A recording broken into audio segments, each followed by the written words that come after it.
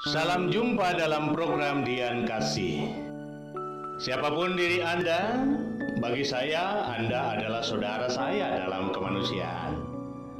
Dan setiap kita mempunyai tanggung jawab yang sama untuk membangun cinta kasih demi terciptanya kehidupan yang tenang dan damai. Dan melalui program Dian Kasih, saya hendak berbagi motivasi kehidupan agar sungguh-sungguh kita dapat mempertontonkan karakter selaku man of God. Dan melalui kehadiran kita, setiap orang dapat merasakan perjumpaan dengan Sang Haliknya. Tema minggu ini, berbeda itu indah. Saudaraku, setiap kita memiliki banyak perbedaan, dan itu adalah kodrat yang Tuhan hadirkan dalam kemanusiaan. Tuhan melakukan semua itu agar setiap kita memiliki kesempatan untuk belajar tentang arti ketidaksempurnaan, lalu menerima realitas sosial sebagai suatu keniscayaan untuk memandang perbedaan sebagai kekayaan terbesar dalam kehidupan. Dengan itu perbedaan tidak menjadi hal yang patut diributkan, melainkan realita yang harus disyukuri.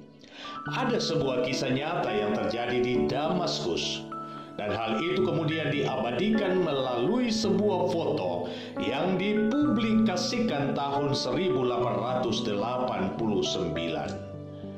Dengan memandang foto tersebut, kita sudah dapat menarik pesan moral yang ada di dalamnya.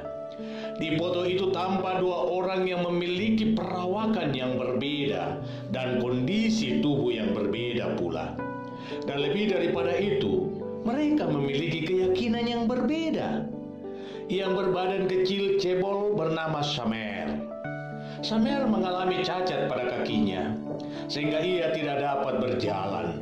Samer lahir dari keluarga Kristen, dan sampai akhir hayatnya Samer tetap sebagai seorang Kristen. Sedangkan yang satu bernama Muhammad terlahir dari keluarga Muslim, dan sampai akhir hayatnya ia tetap Muslim. Muhammad memiliki perawakan yang tinggi, berbadan kekar dan tegap, namun ia buta sejak lahir. Keduanya hidup sebagai yatim piatu. Tuhan memang adil, saudaraku. Mereka dipertemukan dan tinggal dalam satu kamar yang sama. Kemanapun mereka pergi akan selalu bersama. Karena Samer sangat bergantung pada Muhammad, demikian juga sebaliknya Muhammad sangat bergantung pada Samer. Samer menjadi mata bagi Muhammad, sedangkan Muhammad menjadi kaki bagi Samer. Begitulah adanya sehingga mereka menjadi pemandangan yang sangat indah tentang perbedaan yang menghiasi kota Damaskus. Waktu terus berjalan hingga maut memisahkan mereka. Samer terlebih dahulu dipanggil Sang Halik, dan hal itu membuat Muhammad kehilangan sebagian dari hidupnya. Selama seminggu Muhammad bersedih dan menangis sejadi-jadinya, sehingga tubuhnya pun jatuh sakit dan ia meninggal.